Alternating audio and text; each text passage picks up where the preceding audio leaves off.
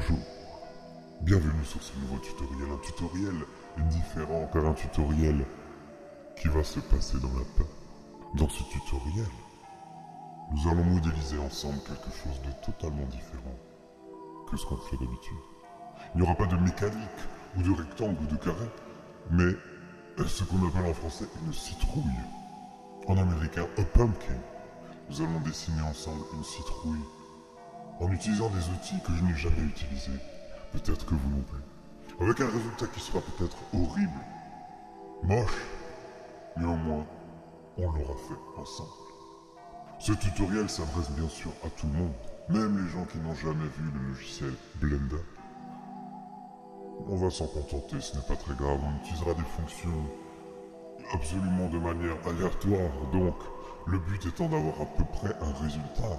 Mais si on n'en a pas, c'est pas grave. Préparez-vous pour je ne sais pas combien de minutes de tutoriel dans cette ambiance d'Halloween. Bienvenue sur la chaîne. Bienvenue sur cette vidéo. C'est parti.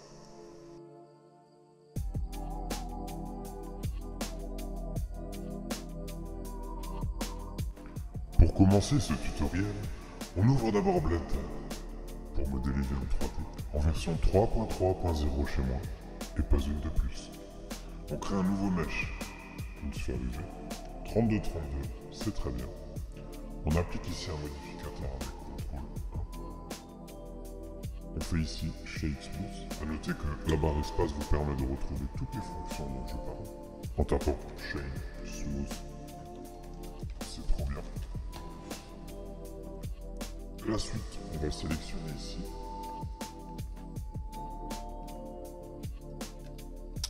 grâce aux loop cuts, à chaque fois avec Alt et Shift, les loop cuts correspondant aux miennes. Ce tutoriel n'a pas le but de vous apprendre à modéliser comme des pros. CTRL B pour en faire deux, pour séparer, et on va légèrement les faire revenir comme ceci. On va ensuite importer une référence. Je vais vous montrer la mienne, tout simplement un visage. On va dessiner par-dessus, l'idéal étant d'avoir ici une opacité plus basse pour voir un peu moins la forme et être moins dérangé. Et ce qu'on va faire ici, c'est utiliser une fonction que je n'ai jamais utilisée jusqu'aujourd'hui. C'est le couteau, knife avec la touche K. Et on va venir ici couper la forme des yeux dans la citrouille. On peut dire un petit peu comme on le fera en vrai en fait. Restez assez grossier parce qu'on va la reprendre en main plus tard. On appuie sur Entrée une fois que c'est connecté et K pour reprendre la fonction. Faites-vous plaisir, c'est le côté artistique du tutoriel. On reste très grossier, vous allez voir. Si vous faites trop de détails ici, vous aurez trop de mal par la suite à faire quelque chose de propre. Une fois qu'on connecte la touche entraînement, et ici on va faire la bouche. Restez grossier avec vos tracés. Si vous tombez sur un point, restez sur le point. Voilà. On va sélectionner ces nouvelles faces et on va les supprimer, soit en appuyant sur C, comme circle. Avec la roulette, vous pouvez changer leur taille, la taille, sa taille même, je dirais, et supprimer les faces.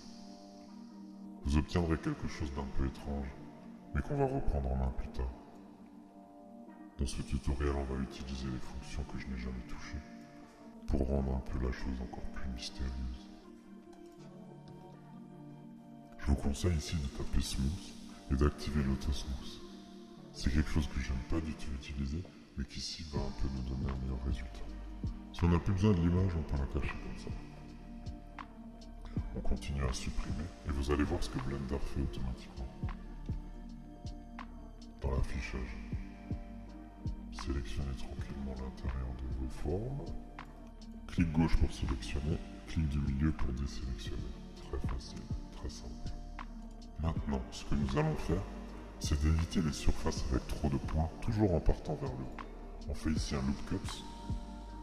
Loop cut and slide. Donc ici vous avez le raccourci qui s'affiche, c'est peut-être pas le même chez vous. Bon, tant pis, il est comme ça chez moi, il est peut-être pas comme ça chez vous.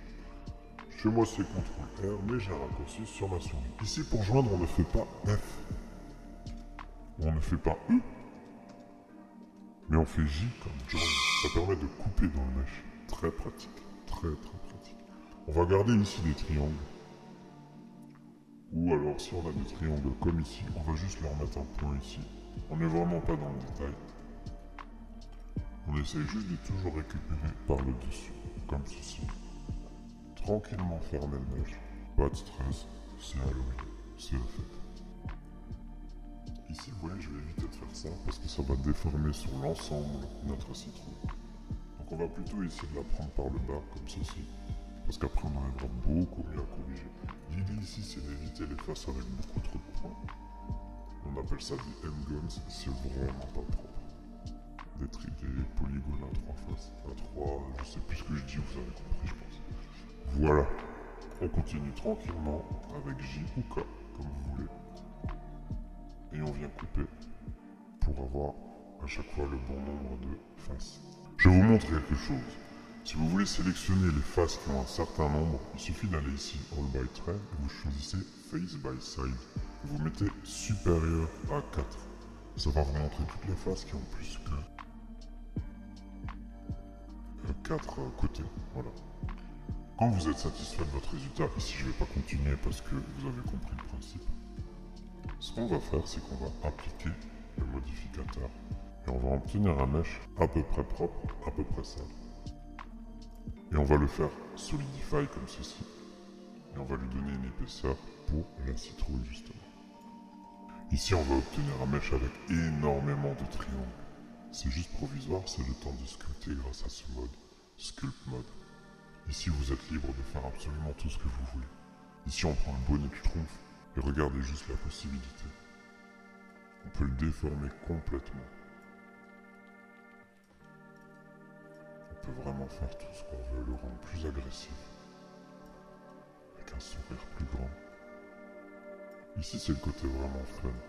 On va déjà lui donner une forme bien différente grâce à cette superbe fonction qui ici permet de faire des modifications de plusieurs côtés en même temps.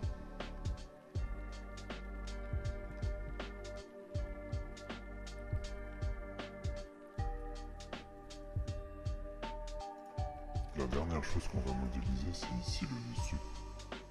Donc on va partir d'un plan, comme d'habitude. Et on fait la méthode qu'on fait tout le temps pour avoir un rond avec des carrés. On applique le modificateur de subdivision. Et là, on va simplement le modifier comme ça.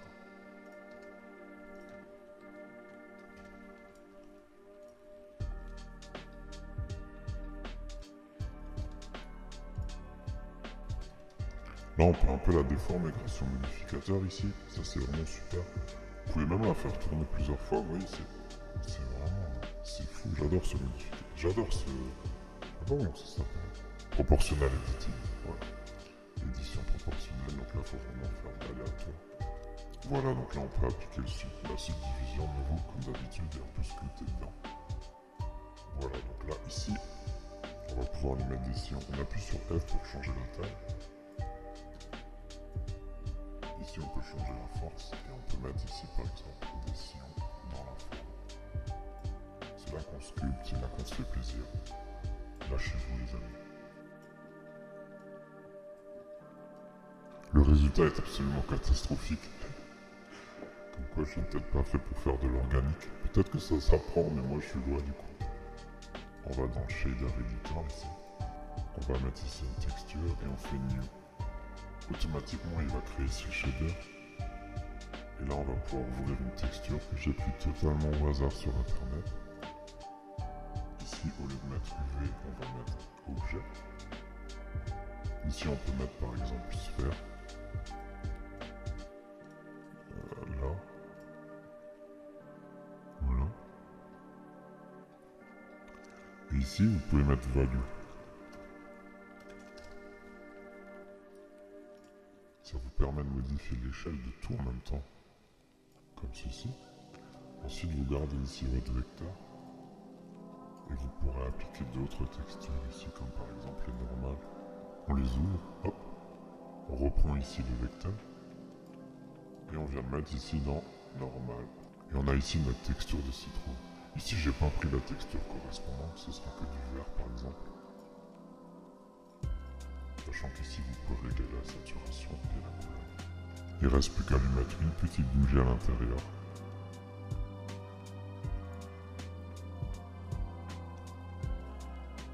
Au milieu, en bas. Créer une caméra.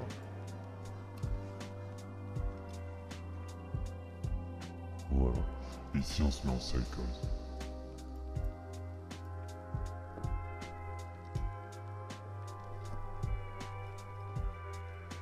J'ai hâte de voir le résultat. Je pense que c'est complètement raté. C'est complètement raté. Oh là là. On rajoute une lumière supplémentaire ici. Et on va monter son degré. Voilà notre citrouille. Ce tutoriel est absolument horrible. Regardez. Voici le résultat final. Fait d'une manière totalement terrible. Voilà pour ce tutoriel un petit peu raté, mais un message que je veux vous passer à tous. Ce n'est pas parce qu'on n'arrive pas à faire quelque chose qu'il ne faut pas le faire. Je n'ai jamais fait de citrouille. Je n'arrive pas à en faire. Je l'ai fait quand même. J'espère que cette vidéo sera à peu près regardable. En tout cas, merci à tous d'être sur cette chaîne aujourd'hui.